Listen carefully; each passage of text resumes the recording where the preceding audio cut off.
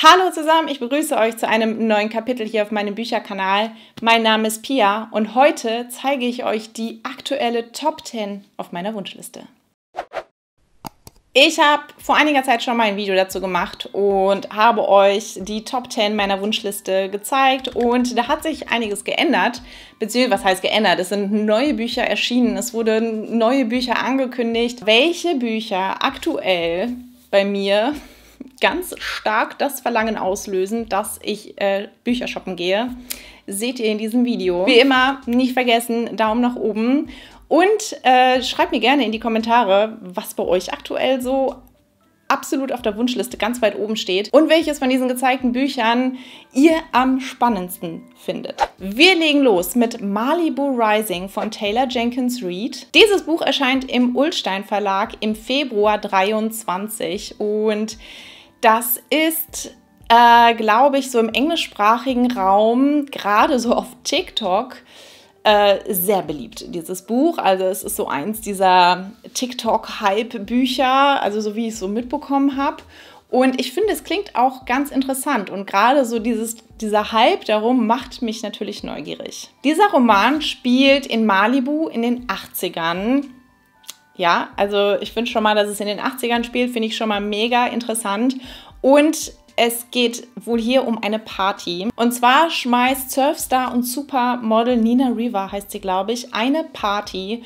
Und eigentlich ist sie aber überhaupt nicht nach Party und es geht ihr eigentlich gerade ziemlich mies. Aber irgendwie ihre Geschwister sagen wohl, ey komm, lass den Quatsch, wir machen jetzt hier einen drauf. Der Klappentext sagt dann steht der erste Überraschungsgast vor der Tür und dass dann wohl auf dieser Party mehrere Familiengeheimnisse aufgedeckt werden. Und da bin ich doch direkt dabei. Also ich finde, das klingt so nach meinem Geschmack, dass ich mir denke, das muss ich unbedingt lesen, dass ich schon überlege, mir doch die englische Ausgabe davon zuzulegen oder ob ich vielleicht doch noch warte. Mal sehen. Ich habe ja von Taylor Jenkins Reid noch nichts gelesen, aber ich habe die 7 Männer der Evelyn Hugo hier und werde es auch demnächst lesen. Wenn mir das Buch gefällt, beziehungsweise der Schreibstil der Autorin gefällt, dann bin ich bei Malibu Rising ja sofort mit dabei. Dann wurde ich extrem neugierig gemacht auf die Thalberg-Trilogie von Max Korn. Erschienen sind 3 Bände und es geht wohl hier um das Örtchen Thalberg. Und jedes dieser Bücher spielt in einem anderen Jahr. Das erste 1935, dann in den 70ern, 1977 und das dritte dann 2022. Das sind, glaube ich, alles Thriller. So wie ich es verstanden habe, die Bücher spielen alle in dem gleichen Ort Thalberg, wo dann, verschiedene Dinge passieren in den unterschiedlichen Jahren, logischerweise. Und ich habe da so gute Kritiken zugehört, dass ich extrem neugierig drauf bin. Ich glaube, im ersten geht es darum, dass ein Lehrer irgendwie einen Turm bauen will. Zu Vermessungszwecken, sagt er, aber die Leute munkeln, er will nur seine Frau irgendwie umbringen dort. Letztendlich wird aber dieser Lehrer wohl selber dort tot aufgefunden. Dann ist natürlich die Frage, was ist hier los? Ich glaube, das könnte wirklich was für den Herbst für mich sein. Und deswegen bin ich da schwer am Überlegen, einzukaufen. Dann sehr harte Kost, so wie ich es mitbekommen habe, aber trotzdem interessiert es mich extrem, ist Die Wut, die bleibt von Mareike Fallwickel. Hier geht es so ein bisschen um das Thema, ja, so wie ich es verstanden habe, halt auch so Mental Load, gerade was Mütter halt angeht. Denn es geht hier darum, dass ich glaube, sie ist dreifache Mutter, Helene, steht eines Abends beim Abendessen plötzlich auf und stürzt sich aus dem Fenster, ohne ein Wort zu sagen. Ihre Familie, Kinder und Mann natürlich absolut im Schock. Und ich glaube, letztendlich geht es halt darum, um diese Last, die einem permanent auf den Schultern liegt. Die Erwartungen von sämtlichen Leuten und der Gesellschaft, dass man als Mutter alles irgendwie unter einen Hut bringt und dabei auch noch schön lächeln und immer schön herausgeputzt sein soll. Und es geht dann wohl darum, wie die Freunde und Familie von Helene damit zurechtkommen und wohl, so wie ich es verstanden habe, wohl halt auch die Tochter von Helene, die halt einfach wütend ist. Der Klappentext lässt vermuten, dass dieses Buch halt auch sehr empowernd sein soll und ja, deswegen, ich ich habe sehr viele positive Sachen darüber gelesen und finde, dieses Thema ist halt einfach extrem wichtig, dass da halt auch ein bisschen mehr drüber gesprochen wird. Deswegen absolutes Wunschlistenbuch ganz weit oben für mich im Moment. Ganz anderes Genre, das jetzt folgt, nämlich eher Science Fiction für Jugendliche. Ich spreche von Light Years von Cass Morgan und ich habe es in einem anderen Video schon mal gesagt. The 100 von Cass Morgan habe ich nicht gelesen, aber die Serie gesehen und fand es unfassbar gut, dass ich sehr neugierig auf weitere Bücher der Autorin bin. Und Light Years ist wohl relativ frisch von ihr. Und wie gesagt, Science Fiction, das Ganze spielt wohl auf einem Raumschiff. Und es gibt wohl auch verschiedene Planeten, die irgendwie besiedelt sind. Und aber so ein paar sind halt auch irgendwie im Krieg untereinander. Und letztendlich haben wir dann da hier auch noch so eine kleine Liebesgeschichte mit drin. Und ich finde, wenn das auch nur annähernd so ist wie The 100, wie gesagt, ich muss leider dazu sagen, ich habe das Buch nicht gelesen, sondern ja nur die Geschichte, den Inhalt durch die Serie erfahren. Aber ja, ich bin da auf jeden Fall offen und möchte es sehr gerne lesen und bin sehr neugierig auf Light Years. Und deswegen werde ich gucken, dass ich es mir dann hoffentlich auch irgendwann demnächst zulegen kann. Sehr oft gesehen bei anderen habe ich Der Papierpalast von Miranda Cowley Heller, heißt die Autorin, glaube ich. Und ja, man hat so viel, also ich habe so viel Gutes darüber gehört, wie toll dieses Buch sein soll. Und es klingt halt auch so, es klingt halt so danach, dass es auch mir gefallen könnte. Es geht hier wohl darum, dass die Protagonistin bzw. ihre Familie aus der Kindheit, die haben wohl wie so ein Feriendorf gehabt und das haben sie immer der Papierpalast genannt. Sie verbindet ganz, ganz viele positive Erinnerungen mit diesem Ort und mittlerweile ist sie aber auch erwachsen, sie ist 50, sie ist verheiratet und ich glaube, sie kehrt dann zurück an diesen Ort und dort trifft sie dann wohl ihre Jugend- oder Kinderliebe, weiß ich nicht genau, von damals wieder und da brechen halt dann diese damaligen Gefühle wieder in ihr hoch. Dieses Buch soll extrem emotional sein, was ich ja mag, sofern es dort irgendwie auch die Aussicht auf etwas Gutes gibt und deswegen, also ich schätze jetzt, wenn ich schon höre, so andere sagen, dieses Buch ist sehr emotional und mitreißend, dann weiß ich werde Rotz und Wasser heulen beim Lesen wahrscheinlich. Aber das ist ja auch nicht unbedingt was Schlechtes. Ich habe da ja auch schon nicht so positive Erfahrungen mitgemacht, aber ich gehe jetzt erstmal davon aus, Der Papierpalast, dass es etwas für mich sein wird, dass es mir gefallen wird. Und ja, bin einfach sehr, sehr neugierig auf diese Geschichte. Beim jetzt folgenden Buch freue ich mich so sehr, dass ich es entdeckt habe. Folgende Hintergrundgeschichte. Ich war Anfang des Jahres, muss es gewesen sein, in der Bibliothek und wollte Bücher ausleihen und dann lag auf einem Tischchen bei den Neuerscheinungen ein englisches Buch. Und ich habe es in die Hand genommen, weil mich das Cover so angesprochen hat. Ich habe es in die Hand genommen, ich habe den Klappentext gelesen und habe gedacht, boah, nehme ich mit, das klingt so, so gut. Hatte blöderweise meine Bibliothekskarte nicht dabei und konnte es nicht ausleihen und habe mir aus welchem Grund auch immer den Titel einfach nicht gemerkt. Und beziehungsweise, ja, ich habe es vergessen, war halt auch mit meinem Sohn da, er hätte einfach ein Foto vom Cover machen können. Letztendlich habe ich es verschwitzt und dann habe ich leider vergessen, wie dieses Buch heißt und habe es nicht mehr wiedergefunden. Aber es ging mir nicht aus dem Kopf. Und dann habe ich die Neuerscheinungen von HarperCollins durchgesehen und auf einmal springt mir genau das gleiche Cover ins Auge. Und ich habe gedacht, ich sehe nicht richtig, habe mich so gefreut.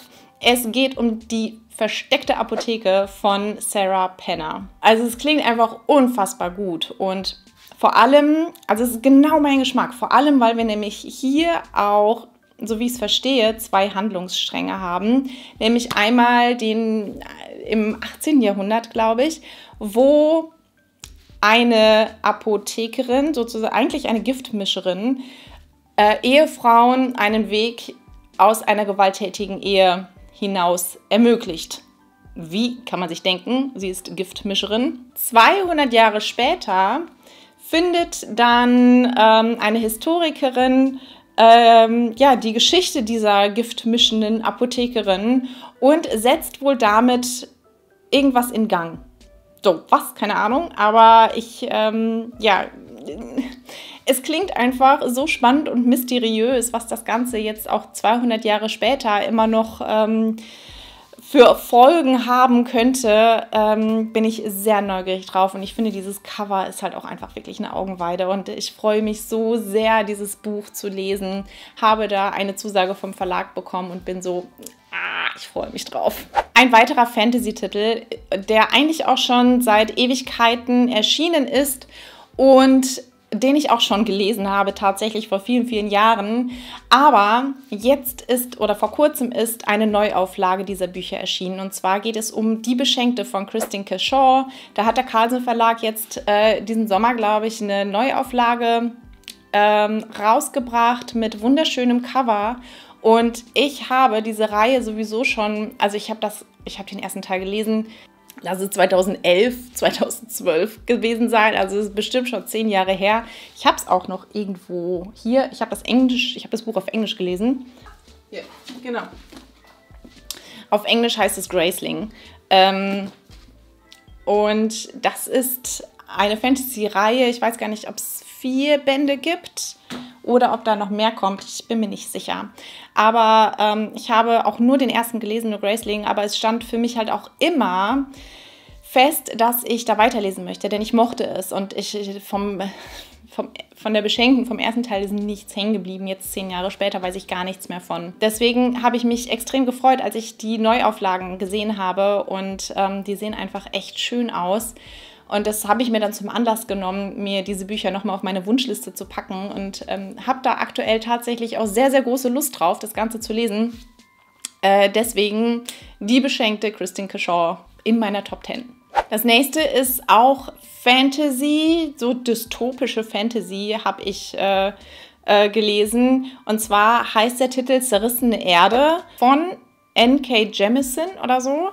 Und da bin ich aufmerksam drauf geworden von einer englischsprachigen Booktuberin, die darüber gesprochen hat und da auch sehr positiv darüber gesprochen hat. Und dass ich gedacht habe, boah, das klingt extrem gut. Wie gesagt, Fantasy, also das Ganze spielt halt in einer fantastischen Welt, aber es gibt wohl auch so ein paar Parallelen zu unserer Welt, wohl, ja, Stichwort Klimakatastrophe wohl auch. Also es ist hier wohl so, dass sich abzeichnet, dass diese Welt bald nicht mehr bewohnbar sein wird. Es öffnet sich dort halt ein Riss und aus dem tritt Lava aus. Und wir haben dann hier eine Protagonistin, die wohl Mutter ist. Und wir haben hier einen tyrannischen Herrscher wohl. Und irgendwas passiert mit ihrem Sohn. Ich glaube, der Sohn wird erschlagen und sie denkt erst, es wären halt die Soldaten dieses Herrschers gewesen. Letztendlich ist es aber nicht so, sondern es war ihr Ehemann, der dann aber wohl irgendwie flieht und sie versucht, ihn zu verfolgen. So ungefähr, bin mir gerade nicht ganz sicher, aber es soll halt sehr packend sein und sehr, sehr spannend und ich finde so dieses dystopische Fantasy, also eine Fantasy-Welt, wo halt die Welt an sich halt auch bedroht ist, nicht jetzt durch irgendeinen Herrscher, sondern auch durch irgendwelche Klimaauswirkungen und so weiter, finde ich ein sehr interessanter Aspekt und würde ich sehr, sehr gerne demnächst lesen. Das nächste Buch ist eine sehr, sehr düstere Fantasy-Geschichte, nämlich Das Jahr der Hexen. Ich muss gucken, wie heißt die Autorin? Alexis Henderson. Dieses Buch, ich weiß schon gar nicht mehr, wo ich das gesehen habe, aber ich habe es gesehen und ich habe nur das Cover gesehen und habe gedacht, yes. Und habe dann gelesen oder gehört, worum es geht und habe gedacht, oh, yes. Und das ist halt so ein richtiges Buch für den Herbst, finde ich. Also es soll wohl wirklich sehr düster sein. Es ist eine Hexengeschichte. Es geht um die Protagonistin, die irgendwie erfährt, dass ihre Mutter sich mit Hexen verbündet hat. Puritanische Gesellschaft lese ich hier gerade nur. Ein atemberaubender Roman über eine junge Frau, die in einer unerbittlich puritanischen Gesellschaft lebt und dunkle Kräfte in sich entdeckt. Und ja, klingt mega spannend und ich finde auch absolut was für den Herbst. Deswegen werde ich mir das mal so auf meine Liste für den Herbst dieses Jahr setzen. Freue ich mich drauf. Das nächste Buch habe ich auch bei einer amerikanischen Booktuberin gesehen. Sie hat darüber erzählt und es war so, oh, das klingt so nach einem Buch für mich. Und zwar In My Dreams I Hold a Knife heißt es. Die Autorin heißt Ashley Winstead. Der Titel ist bisher nur auf Englisch erschienen. Ich hoffe, dass er irgendwann auch auf Deutsch rauskommt, aber für mich steht fest, ich werde sowieso auf jeden Fall das englische Buch davon lesen, denn wir haben hier einen Dark Academia Thriller. Es geht wohl darum, dass auf einem Campus vor 10 Jahren ein Mord stattgefunden hat. Es wurde ein Student oder eine Studentin, bin mir gerade nicht sicher, ermordet und dieser Mord wurde nie aufgeklärt. 10 Jahre später trifft sich eine Gruppe von Freunden wieder. Man weiß irgendwie, dass einer von ihnen, so habe ich es zumindest verstanden, einer von ihnen, ja, diesen Mitschüler, diesen Kommiliton ermordet hat. Aber keiner weiß, wer es war. Aber man weiß, es ist sozusagen ein Monster unter ihnen. Und dann steht im Klappentext aber auch, aber sind alle unschuldig? Fragezeichen. Und das Ganze spielt wohl auch nur an einem Abend oder an einer Nacht, wo sich nach und nach dann halt Sachen aufklären.